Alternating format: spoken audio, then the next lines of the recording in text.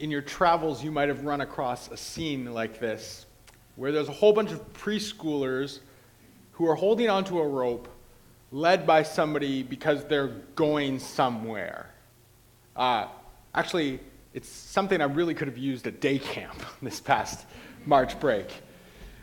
And so what I want to do for you is paint a hypothetical scenario of one day, well, all these kids are trailing on this rope. So imagine one day that the leader says, I'm going to take you on a very interesting field trip. You all need to hold onto this rope and follow me. So all the kids, they grab onto their little loop and they start walking down the road. And things are going well and they see all sorts of interesting things along their way. But at some point, the leader says, okay, now we're going to go through something that's a little bit more dangerous than we've been through so far. But just hold on to the rope and everything will be okay. So they start going through this dangerous situation and everything's fine until the kids start to get a little bit scared. And it's at this moment that one of the kids has stashed away a pair of safety scissors from the preschool, and they begin cutting the line, and they cut the rope, and the leader walks on, and they're left stranded there. And the leader turns around, and they're not there, which is very concerning. So he turns back to go find them, and when he arrives, the kids are glad to see the leader, but there's one thing that needs to happen before they continue. That rope needs to be retied before they can move on. And what I think is happening in our gospel story for today is the retying of the rope. Or like we did with the kids, the patching up of the hearts. And so we'll go back to that scene at the campfire. They got to the campfire after a rather tumultuous week in Jerusalem. They paraded in and they thought things were going well. And in Jerusalem, things started to get quite awkward. Jesus was teaching things that would get him kicked out of synagogues. And there was a lot of debate and a lot of religious fervor, and it didn't look like it was going to end well. And then things kind of get really weird on this Last Supper. They're in a room, and Jesus says, one of you is going to betray me. And none of them can believe it. And then he takes bread and he breaks it and he says, this is my body, and my body is going to be broken for you. And that must have been weird hearing that for the first time. And then wine is poured and it said, this is my blood shed for you, which also sounds very odd and very strange. And things unravel that night. Judas sells out Jesus for a little bit of money, 30 silver coins. And when he's arrested, everyone else runs away too, except maybe Peter, who follows from a distance. And Peter finds himself in the courtyard of the place where Jesus is arrested. And there are a whole bunch of servants around there, as would be the norm. And he's cold. He's warming himself by the fire. He might be talking about the events that are unfolding, and somebody identifies him. Are you one of his? Peter wants no association. Nope. I don't know who he is. Again, wait, I'm positive it is you. No, says Peter, it's not me. And one of the texts, it says, by the accent, by his Galilean accent, that's the proof they need. And she says, no, you are a Galilean, you are with Jesus. And Peter swears an oath. Now, at this point in time in history, swearing an oath is all you have. It isn't an honor-shame society, and so when you say something and you swear an oath by it, you mean it. And after this, Jesus is crucified alone, for all intents and purposes. There are two people on either side of him, it says, but it's a very lonely place to be. And I wonder if we identify with this story so closely because some of us have experienced betrayal like Jesus did with Peter. And sometimes we are actually the ones who have betrayed someone else. So then the story shifts. After the story of the resurrection in the room, where Jesus is said to have come through the walls, some undetermined amount of time passes. Probably be at least a couple of days, because that's how long it would take to get from Jerusalem to Galilee. And the disciples find themselves on the shore again. And Peter says, I'm going fishing. It's probably something he said many, many times before. I'm going fishing, and so they join him. And they fish all night, and nothing. Come on, maybe that would be a pretty ordinary experience. Go fishing, you catch nothing. But then the story takes this turn for the extraordinary. The guy on shore is saying, no, try the other side of the boat. And they're saying, we just tried all night. They throw the nets over the other side, and they're full. They're so full that in normal experiences, the nets would have ripped apart, but that's not happening now. And it's at that moment Peter clues in. I know this guy. This is Jesus? Now the story says he's probably pretty naked. Maybe he's wearing like a loincloth, but he puts on his clothes and he jumps into the water and he swims. Now, I've always imagined this story to be like maybe from here to the door. In the story, it says at least 100 yards. So this is a long swim for Peter.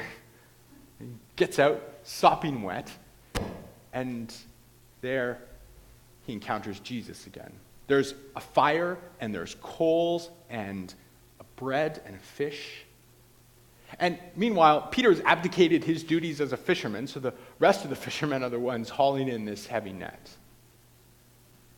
And there's this line in the story where it says they don't want to ask Jesus because they're embarrassed to, or they don't want to ask him if he is Jesus. Like if Bruce died and then came back, and I'm pretty sure that's Bruce, I may not want to ask Bruce if he's Bruce either.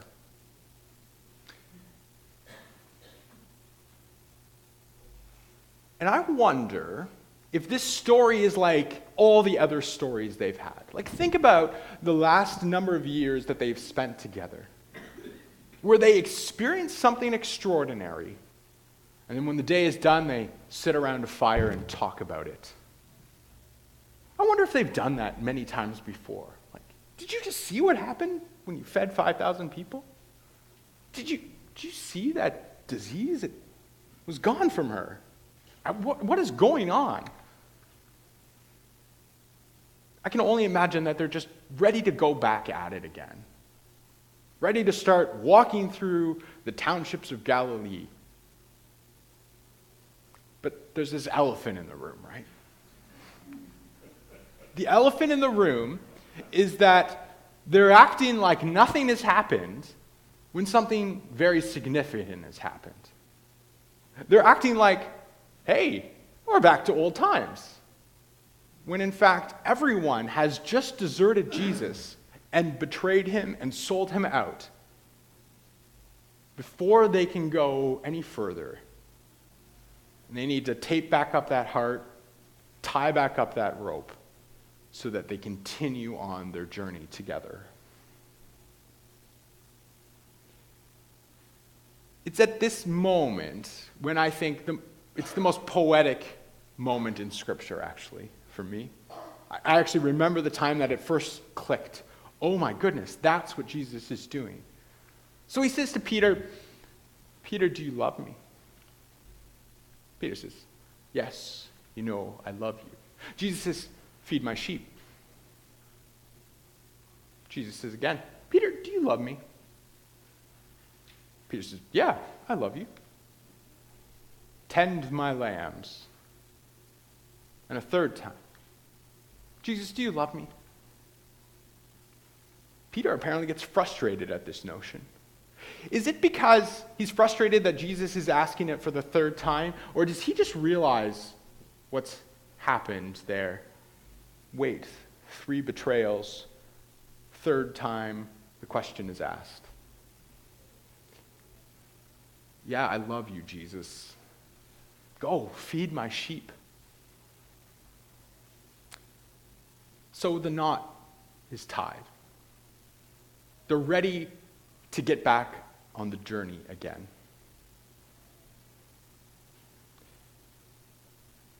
And so I wonder if there's a situation in your life where the knot needs to get retied. A broken relationship between you and somebody else. It doesn't need to be a romantic relationship. It could be a friendship. It could be a colleague. Maybe it's a broken relationship between you and an institution, or a group of friends and another group of friends.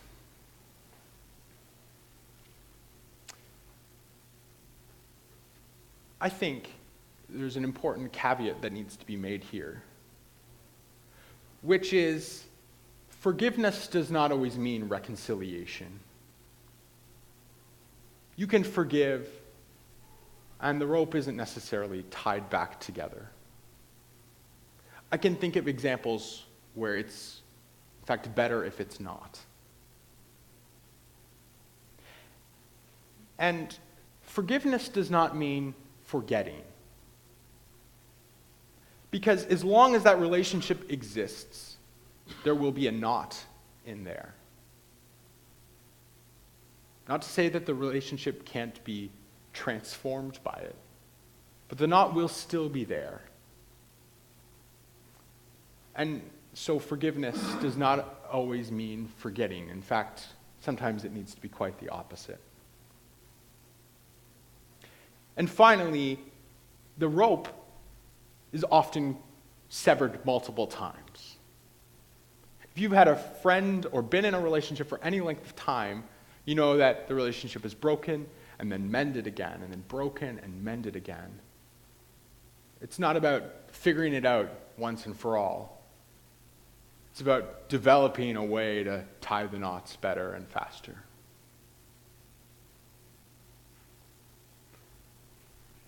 And so I want to finish with a note on community. This is there's 3 slides here from Bonhoeffer. The community of saints, or another way of putting it, the church, is not an ideal community consisting of perfect and sinless men and women, where there is no need of further repentance. So newsflash, you're not perfect. We are not perfect. We're not a perfect church community. The point has never been that we are perfect, but instead it's been one where we recognize what we've done wrong and we move forward. Bonhoeffer goes on, no, it is a community which proves that it is worthy of the gospel of forgiveness by constantly and sincerely proclaiming God's forgiveness. How do we proclaim God's forgiveness? Well, one option is that we speak it. We say, yes, the work of God is to forgive and to reconcile with the world. That's one way we can speak it. But a much more powerful and meaningful way to proclaim it is to live it out.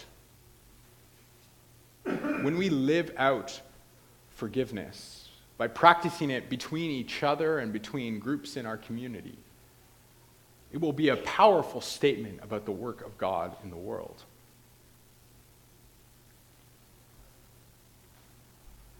But the purpose of such a discipline of proclaiming forgiveness is not to establish a community of perfect people, but a community consisting of people who really love under the forgiving mercy of God. There was a little picture that was going around Facebook a while back that said, the church is not a museum of perfect people, but a hospital of broken ones. See, there's things that I will do, maybe I've already done, that have hurt you. And you will do things, and maybe already have, that have hurt me.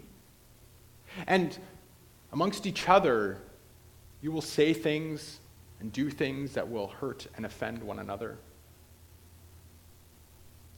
And the strength of our community should not be judged on how many instances of hurt we have, but how well we reconcile with each other, how well we tie the knot back up and continue moving forward.